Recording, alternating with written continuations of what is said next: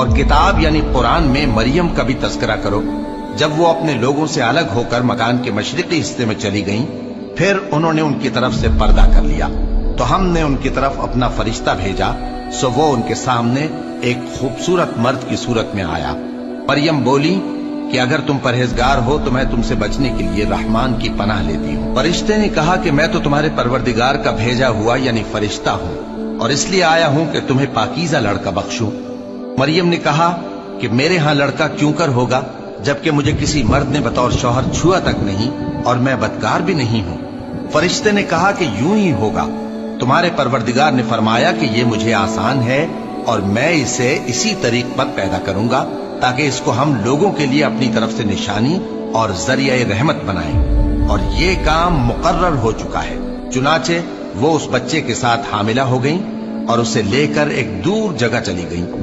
پھر درد ذہ ان کو کھجور کے تنے کی طرف لے آیا، کہنے لگی کہ کاش میں اس سے پہلے مر چکتی اور بھولی بسری ہو گئی ہوتی۔ تب ان کے ٹیلے کے نیچے کی جانب سے فرشتے نے ان کو آواز دی کہ غمناک نہ ہو، تمہارے پروردگار نے تمہارے نیچے ایک چشمہ پیدا کر دیا ہے، اور کھجور کے تنے کو پکڑ کر اپنی طرف ہلاؤ، وہ تم پر تازہ عمدہ کھجوریں گرائے گا، تو کھاؤ اور پیو اور آنکھیں ٹھنڈی کرو۔ اگر تم کسی آدمی کو دیکھو تو کہنا کہ میں نے اللہ کے لیے روزے کی منت مانی، تو آج میں کسی آدمی سے ہرگز کلام نہیں کروں گی۔ پھر وہ اس بچے کو اٹھا کر اپنی برادری والوں کے پاس لے آئیں۔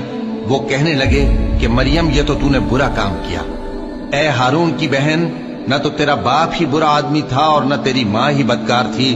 تو مریم نے اس بچے کی طرف اشارہ کیا۔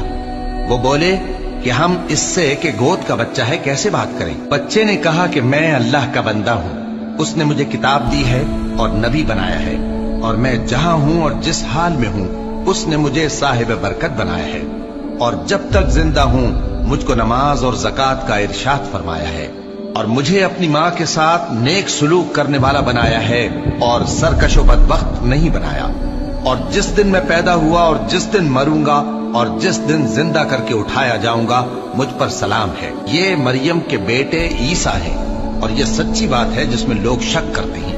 اللہ کو شایع نہیں کہ کسی کو بیٹا بنائے، وہ پاک ہے، جب کسی چیز کا ارادہ کرتا ہے تو اس کو یہی کہتا ہے کہ ہو جا تو وہ ہو جاتی ہے، اور بے شک اللہ ہی میرا اور تمہارا پروردگار ہے، تو اسی کی عبادت کرو، یہی سیدھا رستہ ہے۔